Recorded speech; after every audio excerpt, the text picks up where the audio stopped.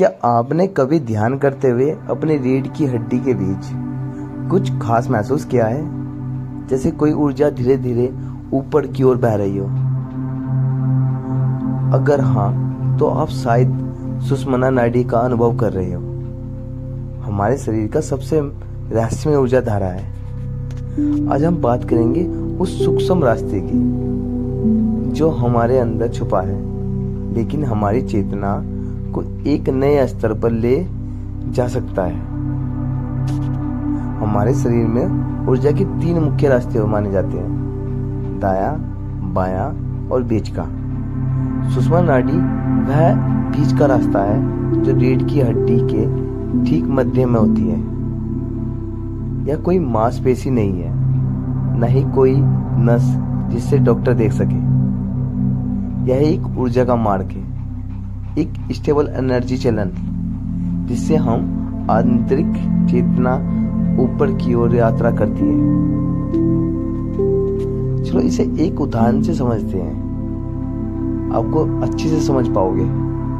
मान लीजिए कि आपकी रीढ़ की हड्डी एक सीढ़ी है और ध्यान करते वक्त आप एक एक करके सीढ़ी चढ़ती जा रहे हो। जब यह चढ़ाई शुरू होती है तो आप सुषुम्ना नाड़ी के रास्ते पर चल रहे होते हैं। यह रास्ता जितना शांत है उतना ही शक्तिशाली है। जब आप गहरे ध्यान में होते हैं तो कोई विचार नहीं चल रहा होता है। जब आप लंबी शांत गहरी सांसें ले रहे होते हैं, जब आप महसूस करते हैं कि शरीर है पर मन एकदम स्थिर, तो अक्सर लोगों को रीढ़ की हड्डी के बीच एक ऊर्जा उठती महसूस होती है। कई लोगों ने बताया है कि जैसे कोई गर्म हवा ऊपर उठ रही हो, या जैसे कोई अंदर से बुला रहा हो। यह अनुभव देखते रहते हैं। यह अनुभव ना दिखते नहीं है, लेकिन गहरे महसूस होते हैं।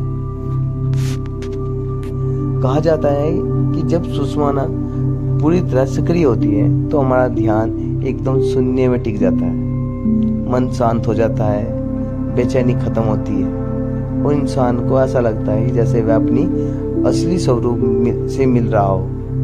यानी ना बाहर की दुनिया, ना भीतर की आवाजें, बस शांति। तो अब इसे जागृत कैसे करें? यह कोई जादू नहीं है, यह साधना से होता है। यह कोई एक दिन में नहीं होता, लेकिन हर दिन थोड़ा थोड़ा ध्यान, थोड़ी एकाग्रता, थोड़ी सांसों की जागरूकता इसे खोल सकती है। कुछ आसान तरीके: रोज 10 से 15 मिनट बैठकर सिर्फ रीढ़ की हड्डी को महसूस करें। लंबी धीमी सांसें लें, मन को किसी एक बिंदु पर टिकाकर ध्यान करें। धीरे धीरे एक दिन आपको वो जो ऊर्जा का प्रवाह है महसूस होगा, जो सुषुम्ना नाड़ी के माध्यम से ऊपर की ओर बह रही है। एक बात याद रखिए कि सुषुम्ना नाड़ी कोई रहस्य नहीं है, सिर्फ ये जिसे सिर्फ योगी समझते हैं। यह हम सबके अंदर है, बस फर्क इतना है कोई इसे सुन पाता है, कोई नहीं। जैसे रेडियो की तरंगें हवा में होती हैं, लेकिन उन्हें सुनने के लिए रेडियो चालू करना पड़ता है। वैसे ही सुषुम्ना को अनुभव करने के लिए ध्यान का रेडियो चालू करना पड़ता है।